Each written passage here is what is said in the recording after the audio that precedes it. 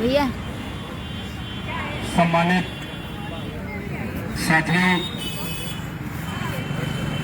69,000 शिक्षक भर्ती जो आरक्षण महाघोटाला है, इसको लगातार अपनी आवाज उठाते हुए 175वां दिन आप लोग यहाँ पर डटे हुए हैं लखनऊ में। मैं सबसे पहले आपकी आवाज से अपनी आवाज को संबद्ध करते हुए अपने तमाम यहाँ पर जितने भी साथी हैं जिन्होंने अपने हक, अपने अधिकार की लड़ाई को लड़ने के लिए न सर्दी देखी है, न जाड़ा देखा है, न पाला देखा है, न भूख देखी है और न प्यास देखा है, अपनी आवाज को बुलंद करने के लिए, चाहे वो हमारे इतने दिनों से साथी विजय भाई हो, अमरेंद्र भाई हो, विनय यादव मेरा छोटा भाई, और या फिर वो बहन जिसने लड़ाई लड़ते हुए अपने आप ने देखा, मुक्ता बहन जिनके बारे में बताया, उनके फ्रैक्चर भी हुआ लेकिन आपने डट कर मुकाबला किया। मैं आपके इस हौसले की सबसे पहले मैं नमन करता हूं, मैं आपकी तारीफ करता हूं। अताताई कितना भी बड़ा हो, जुल्मी कितना भी बड़ा हो, लेकिन आप हिंदुस्तान को दिशा और दशा बदलने वाले, हिंदुस्तान का कल का भविष्य, हिंदुस्तान का कल का मुस्तकबिल, उन तमाम बच्चों को शिक्षा देने के लिए आप शिक्षक बनने की राह पर हो तो निश्चित तौर पर एक शिक्षा इस आताताई सरकार को भी आप देने का काम करेंगे। इनकी आंखें खोलने का काम जल्द से जल्द आप करने वाले हैं। दोस्तों, बहुत दिनों से आपके साथ नाइंसाफी हो रही है। एक कितना बड़ा महाघोटाला, और सिर्फ इस बात के लिए कि एक ऐसी विचारधारा बैठी हुई है ऊपर जो हम दलितों और पिछड़ों का दर्द समझने का नाम ही नहीं ले रही। अगर एक या दो लोगों के भविष्य की बात होती तो शायद को बात बन भी जाती, लेकिन एक इतने बड़े वर्ग की अनदेखी कर दी गई। मैं भी पिछड़ा वर्ग आयोग में रहा हूं। इतनी बड़ी अनदेखी, जहां आप लोगों ने 18 में आपके लिए भर्तियां आई, आपने शायद 5 जनवरी को आप लोगों ने फॉर्म भरा और शायद मई में आपका रिजल्ट जब आया, उसके बाद जून में आपको जो है नियुक्ति दे दी गई। 2019 में सिर्फ जो आपका राष्ट्रीय पिछड़ा वर्ग आयोग है, उनके राष्ट्रीय उपाध्यक्ष के पास जब आप दौड़ते हैं, लोकेश जी के सामने ये मामला जाता है, आप उनकी आंखें खोलने का काम करते हैं।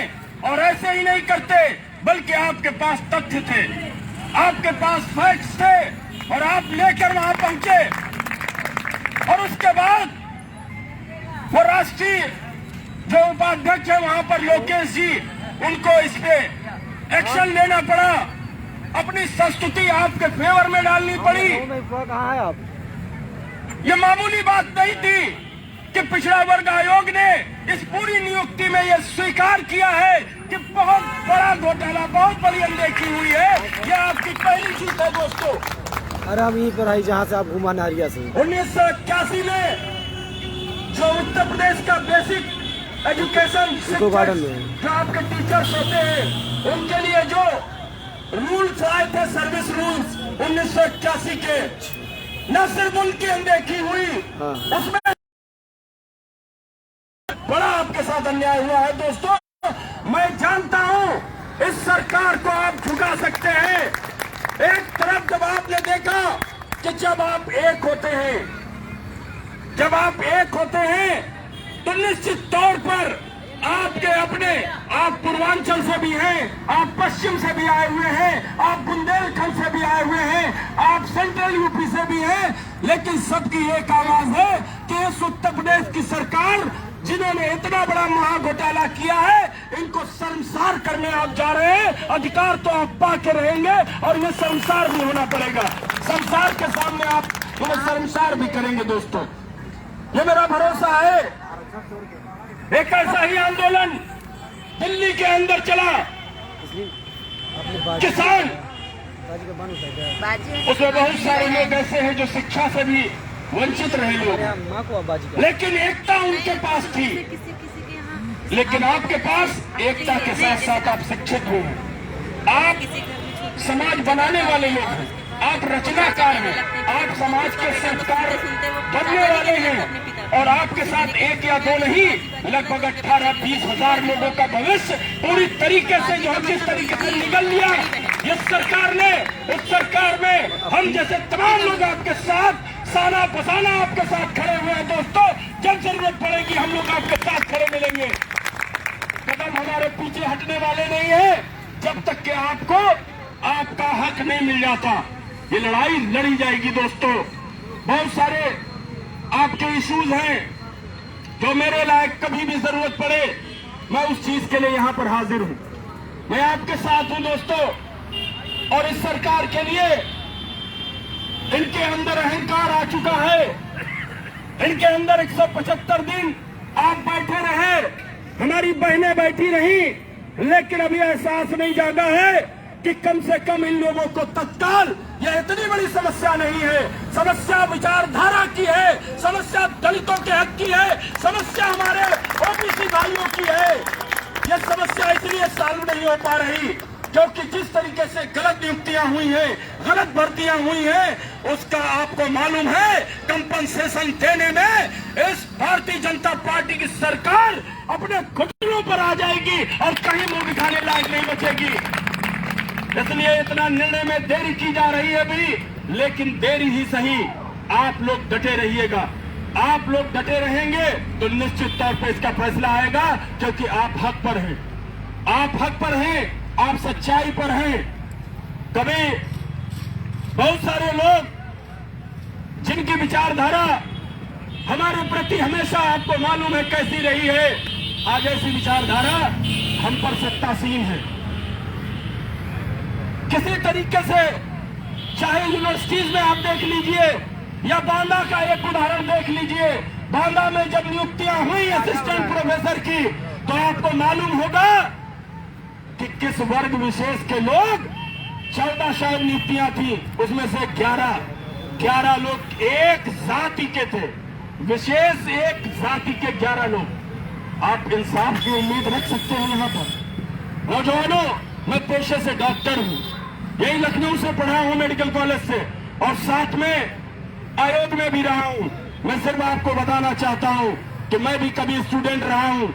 और आप लोग अगर पूरी तरीके से जो आपकी ये निष्ठा है, आपका ये जो सामंजस्य है, जो ये आपका कोऑर्डिनेशन है, अगर इसी तरह बना रहेगा तो बहुत जल्द मुझे नहीं लगता कि ये आताताई सरकार बहुत ज्यादा जो है आपके सामने टिकने वाली है। इसको घुटने के बल आपके नीचे आना पड़ेगा दोस्तों।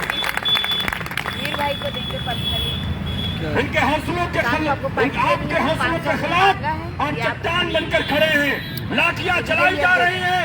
उत्तर प्रदेश ने, देश ने देखा है उस दिन, हमारे तमाम नेताओं ने देखा है जिस विचारधारा के हम लोग हैं, और सबके मन में है कि आपको न्याय मिलना चाहिए।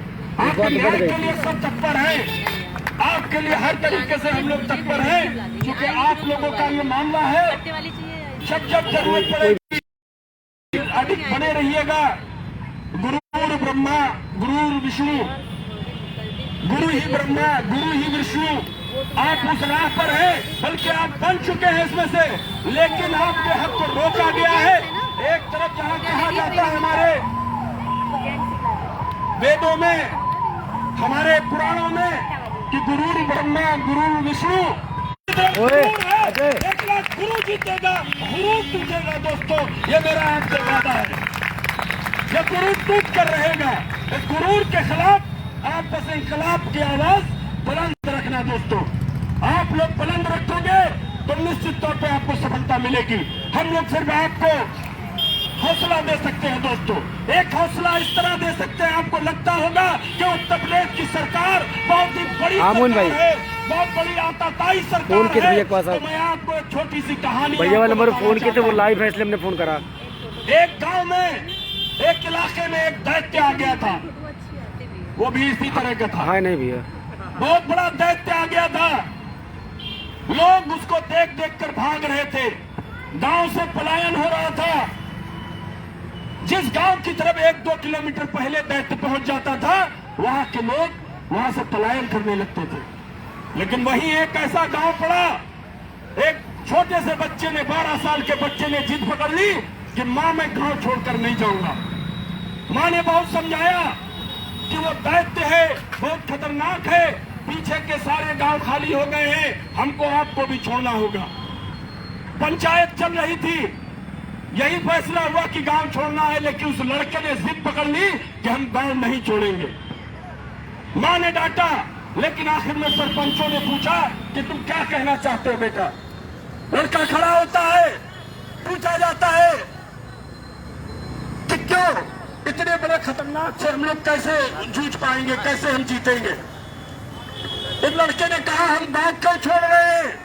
लोगों ने कहा ये बहुत विशाल काय है, बहुत बड़ा दैत्य है। तो कहे फिर तो बहुत आसान है, अगर वो कोई महीन चीज होता, वो बहुत दुबला होता, तो शायद सिर्फ निशाने वाले ही मार सकते थे।